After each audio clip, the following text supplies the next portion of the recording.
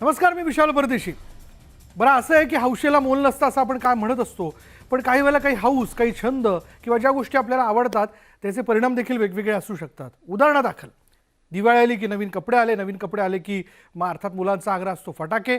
मग फटाक्यांमध्ये जर आपण पाहिलं तर त्या त्या वयोगटानुसार मग कोणाला लढ पाहिजे, कोणाला बॉम्ब पाहिजे, कोणाला सुरसुरी पाहिजे, आणि मग या सगळ्या ह्याच्यातनं एक प्रदूषण निर्माण होतं. कोविडच्या फार मोठ्या संकटातनं आपण बाहेर पडलेलो आहे. त्यात फटाक्यांमुळे होणारं जे काही प्रदूषण आहे ते कितपत आपल्याला परवडणार आहे, आणि आता राज्याच्याच वतीने फटाक्यांवरती जी काही बंदी घालण्यात आलेली आहे, या सगळ्या विषयाला घेऊनच आपण चर्चा करायची आहे. बघूयात कोणते कोणते यातनं मुद्दे पुढे येतात.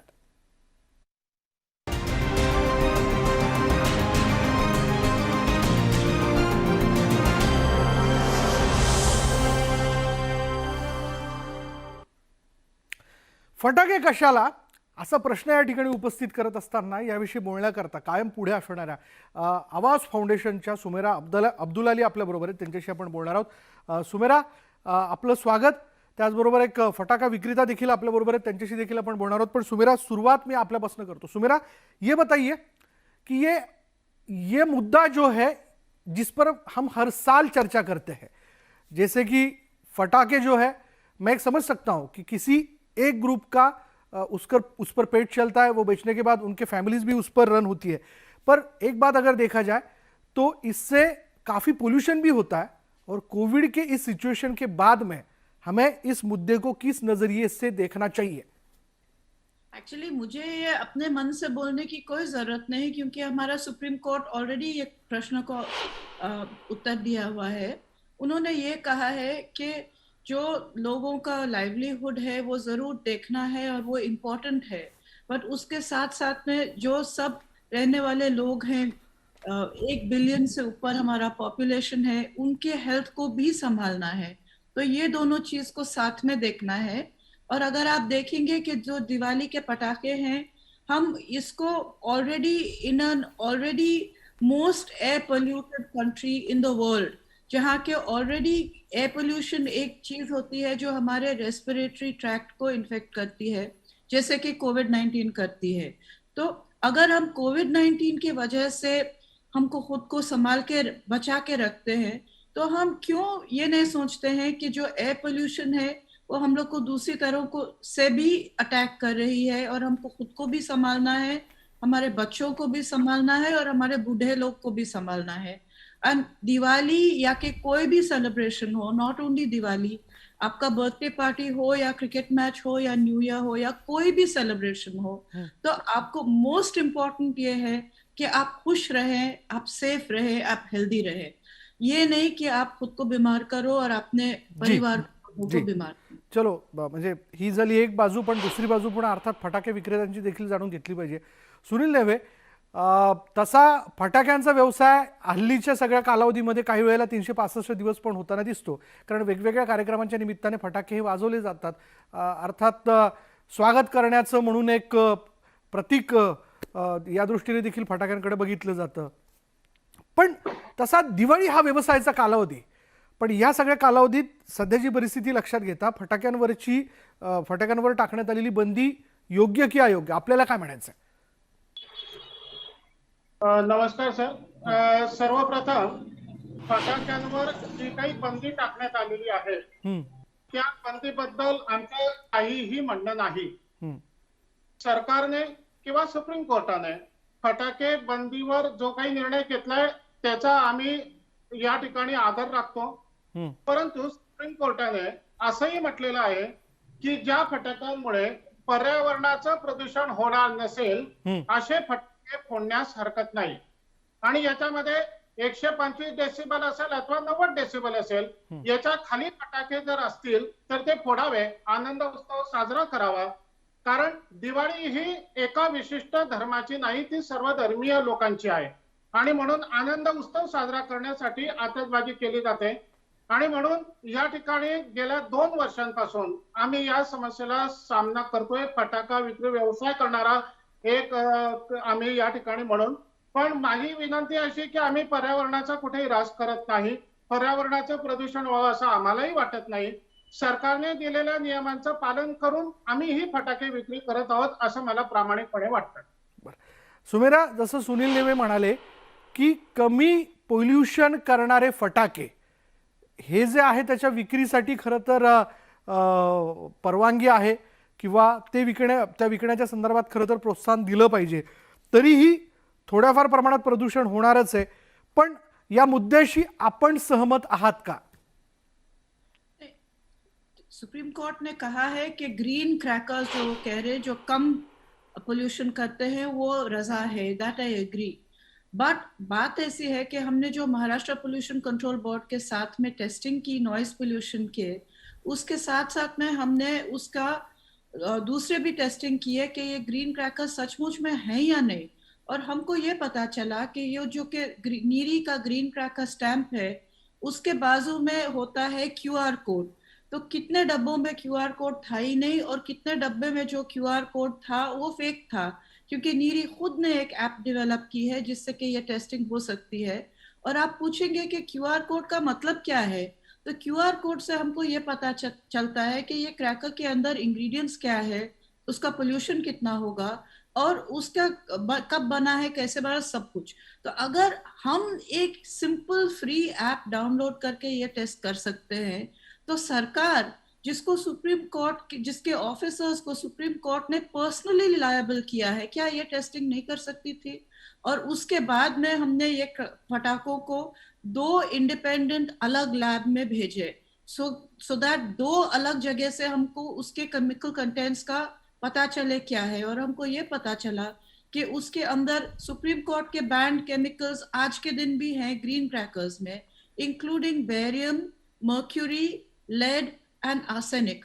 ये चीजें हैं जो आप आपके बच्चों के हाथ में देंगे और बोलेंगे एक दिन अगर इसका इस्तेमाल करें तो ठीक है. दीज पॉइजन्स हमेशा उम्र भर अपने शरीर में रहते हैं क्योंकि वो एलिमिनेट नहीं होते हैं और इनसे बहुत सीरियस डिजीजेस होते हैं. ये क्रॅकर सुप्रीम कोर्ट जी सुमेराजी आणि सुनील नेवेजी, मी पुन्हा एकदा आपल्याकडे येतोच, पण आता एक बातमी येते. कलाबेन डेलकर ज्या होत्या त्या मुख्यमंत्र्यांची भेट घेण्याकरता म्हणून गेलेले, त्यांची प्रतिक्रिया बघूया. और हमारे मोहन भाई डेलकर का आशीर्वाद था और हम अच्छी वोट से जीत के आए हैं और धन्यवाद करने के लिए यहाँ हम आए, माननीय उद्धव जी ठाकरे जी के पास आए थे, धन्यवाद के लिए आए थे. साहब से मुलाकात की, साहब ने क्या कहा, कैसे जीत हासिल की, अब आगे क्या रणनीति क्या होगा? मतलब शिवसेना ने पहली बार महाराष्ट्र के बाहर जीत हासिल की है लोकसभा. नहीं, जो हमारे इलेक्शन के मुद्दे थे वही लेके आगे चलेंगे. विकास का मुद्दा था, बेरोजगारी का मुद्दा था, वो ये आगे की रणनीति होगी हमारी, वही लेके हम आगे चलेंगे. कलाबेन जी, जिस तरह से प्रचार हुआ उसमें उद्धव जी आए नहीं थे, लेकिन उन्होंने कहा था कि विजय रैली होगी उस वक्त वो आएंगे, तो उस बारे में भी कुछ बात हुई? उद्धव जी दादरा नगर हवेली आ रहे हैं, उनकी कुछ विजय सभा होगी? डेफिनेटली सर आएंगे, माननीय उद्धव जी ठाकरे जी आएंगे. आज हमको आश्वासन दिया है और जल्दी से जल्दी हमारे प्रदेश में उसका आगमन होगा, उनका आगमन होगा, ये आश्वासन दिया है. हाँ जी, आपने जीत हासिल की और साहब को भी अभी मुलाकात की, क्या मुलाकात में कहा साहब ने? आज जो हम मुलाकात करने आए थे, सबसे पहले उनका धन्यवाद हम करेंगे उद्धव ठाकरे साहब का. जिस तरह से ये इलेक्शन हम जीते हैं, एक ऐतिहासिक जीत है. मेरे पिताजी आदरणीय मोहन भाई डेलकर जी का, उनके आशीर्वाद से जो परिस्थिति में इलेक्शन आई थी और हमारे प्रदेश के लोगों ने ये साबित कर दिया कि एक लोकशाही की जीत है और ये जीत छोटी जीत नहीं, एक बड़ी जीत है. और एक सरकार के खिलाफ, एक तंत्र के खिलाफ ये जो हमने जीत हासिल की है, वो सिर्फ हमारे परिवार या फिर हमारे संगठन की नहीं, ये पूरे प्रदेश की जीत है. और आगे जो हमारे जो आगे की जो नीति रहेगी, आज वही हम चर्चा करने आए थे ठाकरे साहब से कि जो भी हमारे प्रदेश में काफ़ी जो इश्यूज़ है, रोजगार के इश्यूज़ है, डेवलपमेंट के इश्यूज़ है, वो सारे मुद्दे में हमारे पार्लियामेंट में जो शिवसेना के हमारे जो 22 से 22 MP है, उनका सहयोग रहेगा. हर एक मुद्दे पे उनका भी पार्टिसिपेशन रहेगा, वो भी बोलेंगे. और उन्होंने ये भी आश्वस्त किया है कि जब तक नगर हवेली एक अच्छा और सुंदर और अच्छा भविष्य नहीं बन, मतलब अच्छा हमारा नगर हवेली नहीं ये हो, तब तक वो लड़ाई करेंगे, हमारे साथ खड़े रहेंगे. मोदी शाह का भी फोटो लगाया गया था, लेकिन जीत आपने. सॉरी, मोदी शाह का भी फोटो लगाया था आपके विरोध में प्रचार के वक्त. पार्टी है, बीजेपी पार्टी थी सामने, तो ऑब्वियस है वो सामने वो फोटो भी यूज़ करेंगे। पूरा तंत्र था उनका, पूरा संगठन उनका वहाँ पे आ गए थे। काफ़ी मिनिस्टर्स भी आए थे, काफ़ी एमएलएज भी आए थे, बड़े बड़े नेता वगैरह सब आए थे, लेकिन फिर भी दादरा नगर हवेलीतल्या विजयानंतर आपण पाहतोय शिवसेनेने पहिल्यांदाच महाराष्ट्राच्या बाहेर विजय मिळवलेला आहे आणि त्या अनुषंगाने शिवसेनेचे उमेदवार कलाबेल डेलकर यांनी या विजयानंतर मुख्यमंत्र्यांची भेट घेऊन त्यांचे आभार मानलेत। पुन्हा एकदा आपण आपल्या चर्चेकडे येणार आहोत। फटाके कशाला, खरं तर महत्त्वाचा विषय या अनुषंगाने, आणि पुन्हा एकदा याविषयी बोलण्यासाठी नेवे आपल्याबरोबर आहेत, फटाका विक्रेते। नेवे, आपण बंदीबद्दल आपला विरोध नाही, त्याबद्दल आपलं काय म्हणणं नाही, पण ग्रीन क्रॅकर्सचा मुद्दा म्हणजे तुम्ही जसं म्हणालात की पर्यावरणपूरक फटाके हे आपण वाजवू शकतो आणि त्या संदर्भात सुप्रीम कोर्टाचं काही एक म्हणणं नाही आहे, तर असे खरंच जे आपले स्टॉल विक्रेते आहेत ते सगळेच क्रॅकर्स म्हणजे फटाके हे ग्रीन क्रॅकर्स कॅटेगरीतले ठेवतात का? सर, प्रामाणिकपणे सांगतो की सगळेच काही तशा प्रकारचे फटाके त्या ठिकाणी नसतात। मला एवढंच आपल्याला म्हणायचं आहे की फटाकेचं उत्पादन करणाऱ्या ज्या काही कंपन्या आहेत त्या कंपन्यांवर जर आपण ही सगळी बंधनं लादली तर अशा प्रकारचे फटाके निर्माण केलेच जाणार नाही। आणि एक व्यापारी म्हणून आम्ही जर कधी या ठिकाणी पाहिलं, गेले 2 वर्ष झाले आम्ही यासाठी झगडतोय। कोरोनाचा काळ आहे, महाराष्ट्रातले अनेक फटाके विक्रेते जे काही आहेत त्यांच्यावर एक प्रकारचं संकट कोसळलेलं आहे आणि प्रत्येक स्टॉलला या ठिकाणी स्थानिक पोलीस प्रशासन सुद्धा चेक करतंय आणि नगर ज्या ठिकाणच्या स्थानिक स्वराज्य संस्था आहेत ती यांना परवानगी देते आणि मग त्यांच्या निरीक्षणामध्ये असं काही दिसत नाहीये का? तर ते दिसतंय। मला एवढंच म्हणायचं आहे की पूर्णपणे सगळेच काही ग्रीन क्रॅकर आम्ही या ठिकाणी विकत नाहीये, पण साधारणतः आकाशामध्ये उंच उडणारे ज्यांचा आवाज कमी असेल, त्याचबरोबर खाली लहान मुलांना आनंद लुटायला मिळेल अशा प्रकारचे काही नवीन फॅन्सी आयटम असतील। बरं, आपला मुद्दा लक्षात आला नेवेजी। याच विषयी बोलण्यासाठी आपल्याबरोबर भाजपचे प्रवक्ते केशव उपाध्ये देखील आहेत, त्यांच्याकडे आपण जाऊयात। केशवराव, फटाक्यांवरच्या बंदीच्या विषयाला घेऊन आपण सहमत आहात का? असं आहे की पर्यावरण पूरक जर काही फटाके असतील तर ते परवानगी द्यायला खरं सरकारला काहीच हरकत नाही। खरं म्हणजे इथे ज्यावेळी राजकीय विशेषतः शिवसेना, राष्ट्रवादी या सगळ्यांचे कार्यक्रम होतात त्यावेळी फटाक्यांच्या माळाच्या लढी लागताना आपण पाहतो, त्यावेळी प्रदूषण होत नाही का? त्यामध्ये काही लोक नक्की काही प्रमाणामध्ये, आता लोकही हुशार शहाणी आहेत, लोकही एकूण सर्वसाधारणचा विचार करून काम करतात आणि आता पूर्वीसारखं रात्र दिवस फटाके उडत असंही चित्र नसतं। एक मुलांचा आनंद असतो, उत्साह असतो। मात्र हिंदूंचा सण आला की या राज्य सरकारला मात्र अशा प्रकारच्या घोषणा कराव्याशा वाटतात। हे खरं तर दुर्दैवी आहे। पर्यावरणाला पोषक असतील किंवा आवाज नसणारे रोषणाईचे जर कोणी उडवले फटाके तर त्यामध्ये मला असं वाटतं की इतक्या कठोर पद्धतीने कारवाई करण्याची आवश्यकता नव्हती, बंदी घालण्याची आवश्यकता नव्हती। पण हिंदूंच्या सणांवरती इथेही मला सांगा बरं, ख्रिसमसच्या वेळी आपण जगभर फटाके उडतात, 31st जगभर फटाके उडतात, त्यावेळी मला वाटतं या सगळ्यांतर कोणी गप्प का असं सगळे लोक ही त्यावेळी हे जे आज जी दिवाळीच्या फटक्यावर जे आक्षेप घेतात हे मान्य आहे मला की या सगळ्या विषयामध्ये एक साधारणतः विवेक पाळला पाहिजे।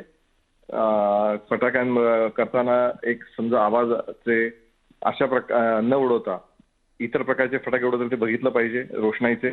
पण तरी सुद्धा यावेळी नेमकं 31 डिसेंबर तुम्हाला काय आठवत नाही, क्रिसमसच्या वेळी फटाके ते आठवत नाहीत, नेमकं दिवाळी आली की फटाके उडवू नका असं आवाहन करणं ते मात्र लगेच प्रदूषण खूप करतं। हिंदू सणातल्या प्रथा परंपरांवरती खरं तर टाच आणली जाते असं आपलं म्हणणं आहे। आपल्याबरोबर आपल्याबरोबर काँग्रेसचे मुख्य प्रवक्ते अतुल लोंढे देखील आहेत। अतुल लोंढेजी, आपण राज्य सरकारच्या निर्णयाशी सहमत आहात का? नाही, आता केशवजी बोलत होते, मला आश्चर्य वाटतं की देशाचे प्रधानमंत्री मोदीजी ग्लासगोला जातात, COP21च्या याच्यावर चर्चा करतात, सगळ्यांशी गळे भेटतात आणि तिथे एक मॉडॅलिटीज आपली एक पॅरामीटर्स तयार होतं की 2030 पर्यंत आपण पूर्ण फॉसिल फ्युएल पासून दूर जाऊ आणि 2070 पर्यंत आपण त्याला 0 कार्बन एमिशन जे आहे त्याच्यावर जाऊ। प्रश्न हा प्रत्येक वेळेस धर्माचा करून आपण आपल्या पुढच्या पिढीला संकटात टाकतो आहोत का? पोल्युशन मध्ये आपण पुढच्या पिढीला कशा पद्धतीचं वातावरण देणार आहे, या सर्व गोष्टी महत्वाच्या आहे। फटाके फोडले पाहिजे ना, आपला तो परंपरा आहे, शेकडो वर्षाची परंपरा आहे, पण ते करत असताना मला असं वाटतं की एक आपण जागृती निर्माण केली पाहिजे, आपण लोकांच्या मनामध्ये ह्या गोष्टी टाकल्या पाहिजे की आपण पोल्युशन न करणारे फटाके फोडले पाहिजे, किती वेळ फोडले पाहिजे, आणि त्याच्यामध्ये सगळ्यात गोष्टी की स्वतः सेल्फ कंट्रोल कशासाठी, तर माझी येणारी सस्टेनेबल डेव्हलपमेंटचा कॉन्सेप्ट तर याही सरकारने स्वीकारलेला आहे. मग सस्टेनेबल डेव्हलपमेंट म्हणजे पुढच्या पिढीला तुम्ही कशा पद्धतीची ही वसुंधरा देणार आहात, याची चर्चा तर आपल्या धर्मशास्त्रामध्ये अनेक ठिकाणी केली आहे व ज्ञानेश्वरांनी केलेली आहे. त्याच्यामध्ये ऋग्वेदामध्ये चर्चा आहे, अनेक शास्त्रामध्ये आपल्या चर्चा आहे. त्या बाजूला ठेवून केवळ राजकारणासाठी पुढच्या पिढीला धोक्यात टाकणं काही योग्य नाही आहे. मला असं वाटतं सर्वांनी स्वविवेक पाळला पाहिजे, फटाके फोडले पाहिजे, त्याच्याशी काही हे नाही आहे, पण त्याला एक जो विवेक आहे पुढच्या पिढीच्या अनुषंगाचा तो विवेक पाळला पाहिजे, एवढंच आमचं म्हणणं आहे, दुसरं काही. केशवराव, मला वाटतं काय आमच्या मित्रांना नीट ऐकू आलं नाही का कळलं नाही मला माहिती नाहीये. मी नेमकी हीच भूमिका मांडली होती की लोक आता सारासार विचार करतात, विवेक ठेवतात, आणि या सगळ्या पार्श्वभूमीवरती पर्यावरणपूरक फटाके, आवाज न करणारे फटाके अशा पद्धतीने काही लोकांनी उडवलं का स्वतःच्या बंधनात असून हे केलं पाहिजे. त्याची सरकारने बंदी घालणं याची आवश्यकता नव्हती. पण दुसरं असं होतं, आता झिरो बरोबर आहे, झिरो पोल्युशन आपल्याला करायचंय, मग उद्यापासून अतुल लोंढे त्यांची गाडी पण बंद करणार आहेत का? अनेक प्रकारचं परिवर्तन आपल्याला सगळ्यांना करावं लागेल, त्याच्यामध्ये हा नक्की पार्ट असेल. पण नेमका फक्त आग्रह या ज्या ढोंगी समाजवादी आणि बाकी काँग्रेस सगळ्यांचा प्रॉब्लेम हा आहे की ती दिवाळी आली की त्यांच्या पोटात दुखायला लागतं, फटाके फोडू नका सांगायला लागतात. बाकी 31 डिसेंबरला जगभर फटाके उडतात, त्यावेळी एक शब्द बोलत नाहीत. क्रिसमसचं मला सांगा कधी आवाहन केलंय का क्रिसमसच्या वेळी की फटाके उडवू नका, अमुक करू नका? अशा अनेक गोष्टी आहेत. त्या मला असं वाटतं की या सगळ्या प्रकारामध्ये लोक सारासार विचार करतात. नवीन पिढी आता अशा पद्धतीने फटाक्यांच्या बद्दल, ज्या पद्धतीने पूर्वी फटाके रात्रभर उडवायचे असं तर करत नाही, रोषणाईचे फटाके आहेत त्या पद्धती लोक करतात. अशा प्रकारचं बंदी घालून लोक स्वीकारतायत, त्यामध्ये जनजागृती केली पाहिजे, ते लोक अजून स्वीकारतील, पण अशा प्रकारची बंदी घालणं हे मला वाटतं योग्य.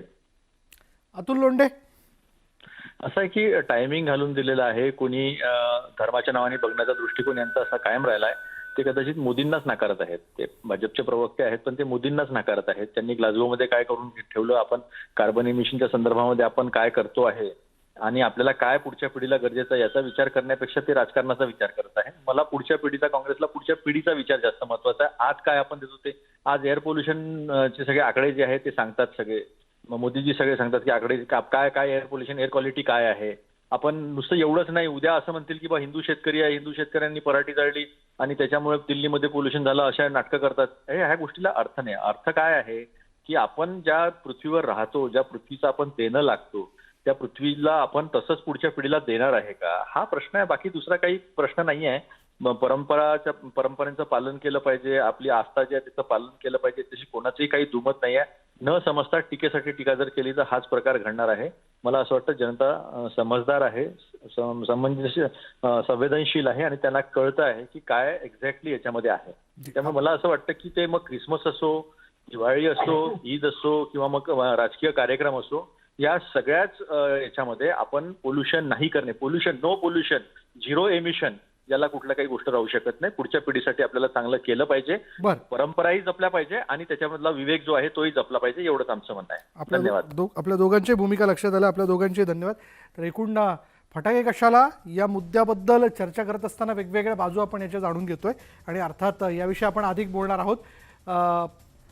यात आपण बघितलं की अर्थात सुज्ञ नागरिक म्हणून खरं तर आपल्याला काही गोष्टी लक्षात घेणं फार आवश्यक आहे. आपल्याला देखील कळतं की कशामुळे प्रदूषण होतं आणि कशामुळे नाही, आणि जर हे प्रदूषण टाळायचं असेल आणि या सगळ्या याच्यावरती जर काही पर्याय असेल तर त्या पर्यायाचा देखील उत्सवाच्या संदर्भात फटाके वाजवण्याच्या दृष्टीने विचार होऊ शकतो, पण ते नियम पाळणं फार आवश्यक आहे.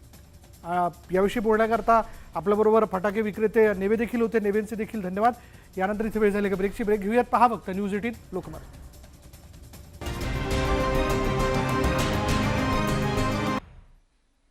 आणि ब्रेक नंतर आपण थेट जाणार आहोत अयोध्येमध्ये. अयोध्येमध्ये आज दीपोत्सव जो आहे तो साजरा केला जातोय. म्हणजे या दीपोत्सवामध्ये साधारण 12 लाख दिवे लावण्याचा विक्रम जो आहे तो अयोध्येत आज केला जाणार आहे. साधारण बाकीच्या घरांमध्ये आणि घरांमधील दिवे मिळून जर आपण लक्षात घेतलं तर 3 लाख दिवे तिथे लावण्यात आलेले आहेत. एकूण 9 लाख दिवे आतापर्यंत लावण्यात आले आणि आता ही संख्या 12 लाखापर्यंत नेण्यासाठी म्हणून प्रयत्न सुरू आहे.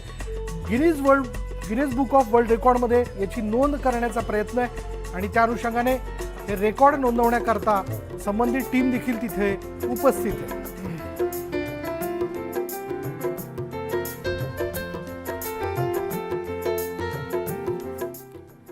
आनंदाचा हा दीपोत्सव अशाच पद्धतीने आपण साजरा करत राहणार आहोत. यानंतर इथेच थांबूयात. पहा फक्त न्यूज 18 लोकमत.